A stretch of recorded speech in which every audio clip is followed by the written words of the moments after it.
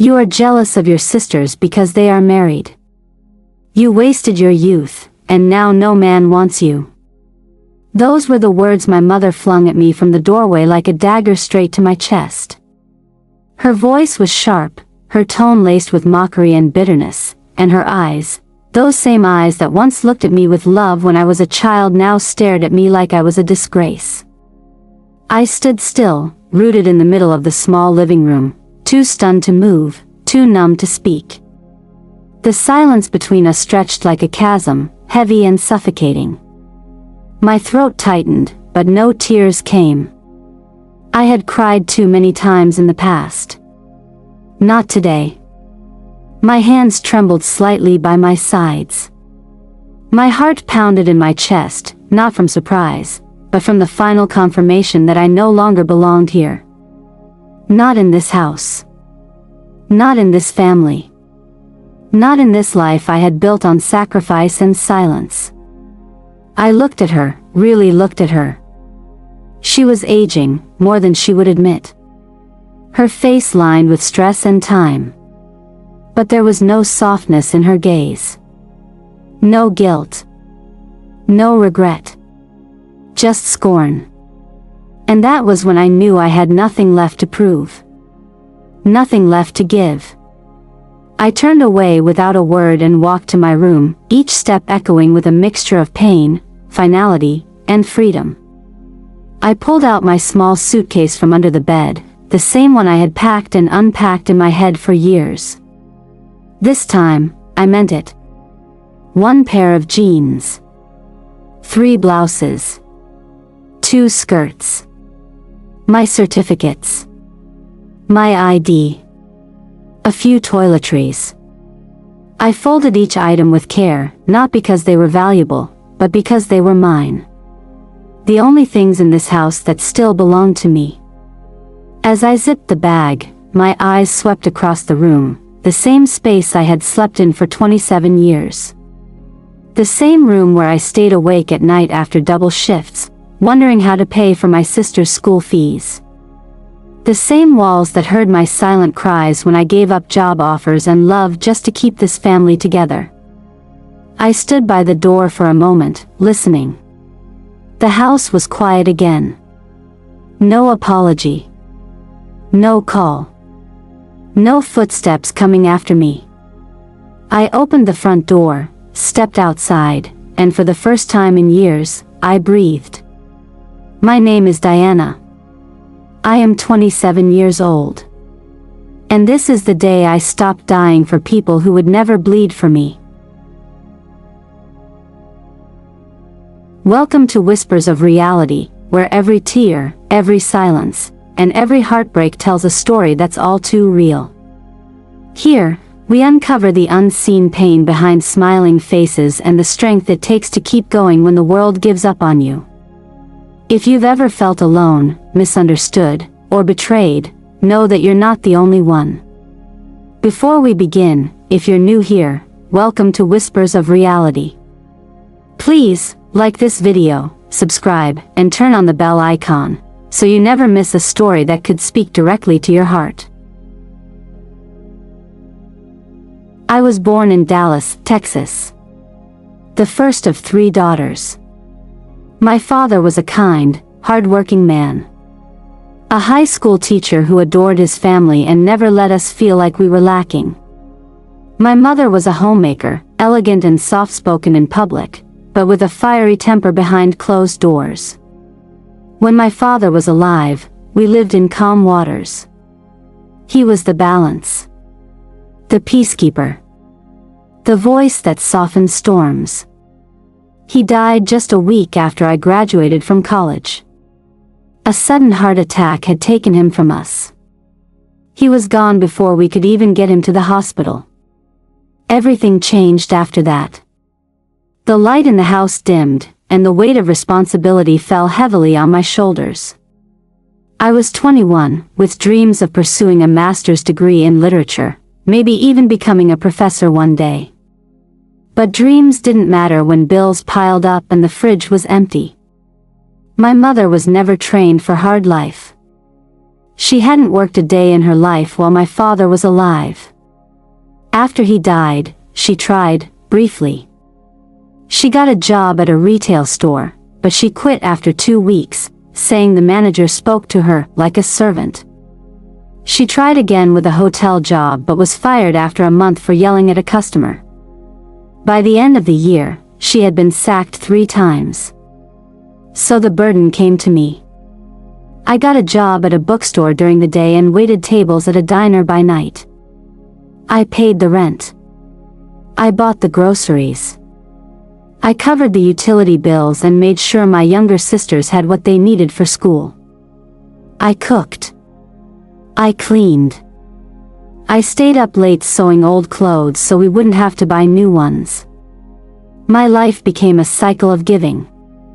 Of sacrificing. Of putting out fires no one else even saw. And for a while, I told myself it was worth it. After all, family meant everything.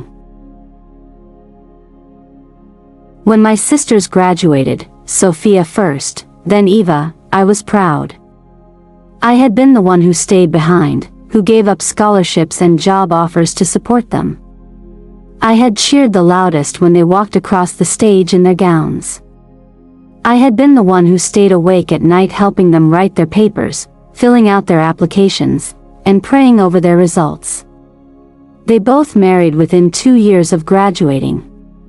Wealthy men, well-dressed and well-spoken, who whisked them away into gated communities and sent money to my mother without missing a month. Suddenly, the family no longer needed me. I became background noise. The sacrifices I made were forgotten like yesterday's weather. No one asked how I was doing. No one noticed I had lost weight from overwork. No one cared that I had spent my 20s inside a storm just so they could bask in the sun. Then came the whispers. She's not married because she's too proud. She probably aborted someone's child in college, that's why no man wants her. Maybe she cursed herself with jealousy. And my mother? She didn't defend me. She joined them. Bit by bit, the woman I once adored as a child became a stranger. Cold. Sharp and petty. She would praise my sisters and criticize me in the same breath. During family dinners, she would cut me off mid-sentence, or make jokes about how some people are too picky to find husbands. I cried the first few times. Then I just stopped speaking. Until that day, when she threw those words at me and broke whatever pieces of my heart were left. I moved into a small 1-bedroom apartment on the outskirts of Houston. It wasn't fancy. The walls were thin, the water heater was moody, and the carpet had seen better years. But it was mine. For the first time in my life, I had space to breathe. It wasn't easy. I cried myself to sleep for weeks. I questioned if I'd done the right thing. I missed my dad more than I could put into words. Some mornings, I woke up with the weight of guilt sitting on my chest like a stone. But I pressed on. I found a job at a publishing house as an assistant editor. It was entry-level, but it was a door, something I never had the chance to walk through before. I was 30 by then, older than most of the interns. But I didn't care. I worked harder than everyone else. I stayed late. I asked questions. I learned fast. 3 years later, I was promoted to lead editor. In those years, I found something else, too, peace. And love. His name was Matthew. We met at a book launch. He was tall, soft-spoken, with the kindest eyes I'd ever seen. He didn't see me as a woman past her prime. He saw me as someone worth loving. When I finally told him about my past, the family I gave everything to, the betrayal, the pain, I expected pity.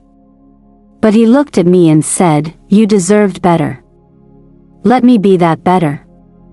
And he was. We got married a year later. He gave me a new name, a new home, and soon after, a beautiful son. I called him David, after my father. For a while, I forgot about the pain. Until the phone call came. I was feeding David in the kitchen when my phone rang. It was a number I didn't recognize. I let it go to voicemail. Minutes later, it rang again. And again. On the fourth call, I picked up. It was Eva. Her voice trembled. She didn't sound like the proud, polished woman I remembered. She sounded tired. Defeated. "Diana," she said softly. "Please, we need help." I said nothing. She burst into tears. Between sobs, she told me her husband had died in a car accident 6 months ago. She had sold everything trying to survive, but with 2 kids and no job, she had moved back in with Mom. Sophia, she added, was going through a divorce. Her husband had hit her so hard she lost 2 teeth. Mom is sick. We can't afford medication. Please, Diana. We're not asking for much. Just help us with the house. The landlord is selling it. We have nowhere to go. I hung up without a word. And I wept.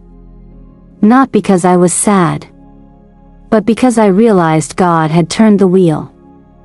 The ones who abandoned me now lived in the same fear I once did. But they had no idea I was the one they were about to face. The house I grew up in was listed for sale. I called the agent and made an offer above the asking price. All I asked was for complete anonymity. I didn't want my name mentioned. I didn't want questions. The agent agreed. Within 2 weeks, the house was mine. I didn't evict them. No, that would have been too kind. I let them live there, comfortably unaware that every room they stepped into, every window they opened, every door they locked, belonged to the daughter they once called useless. Matthew was surprised when I told him. "Why let them stay?" he asked.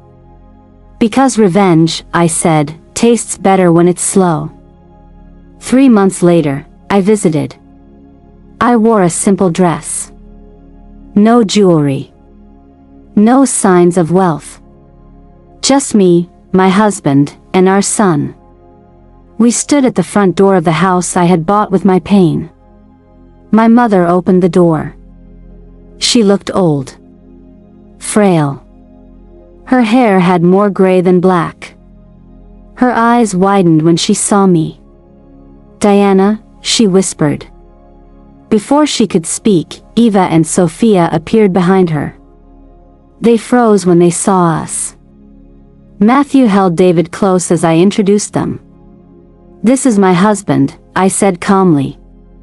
"And my son." No one spoke. "I came to see the house," I added. "Since I own it now." Their faces collapsed. "You what?" Eva breathed. "You bought it?" I nodded without words. Silence fell like snow. Tears welled up in Sophia's eyes. My mother sat down slowly, like her knees couldn't carry the weight of regret. "I'm not here to throw you out," I said. "You can stay. For now. But understand something, this house was bought with my pain. Every brick, every floorboard. And now it belongs to me." They stared at me, speechless. I turned to leave. But just before I stepped outside, I looked at my mother. "I waited for years to hear you say you were proud of me. I stopped waiting the day you told me I was jealous and unwanted. You broke your firstborn to build others. And now, you live under the roof of the one you tried to bury." She wept. But it was too late. We drove away that day with the windows down. Matthew, my husband, held my hand. For the first time in my life, I felt peace. I didn't need revenge in fire or screams. I didn't need to destroy them. I had already won. I built a life from nothing. I rose from the ashes of betrayal. I became the woman they never believed I could be. I was no longer the broken daughter.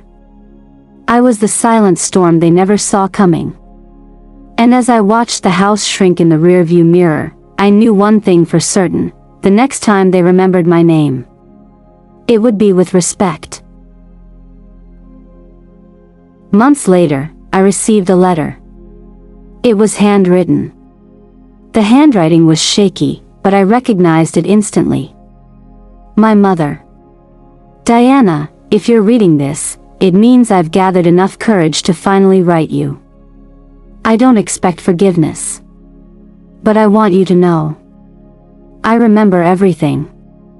I remember the nights you stayed awake so your sisters could rest. I remember the money you sent.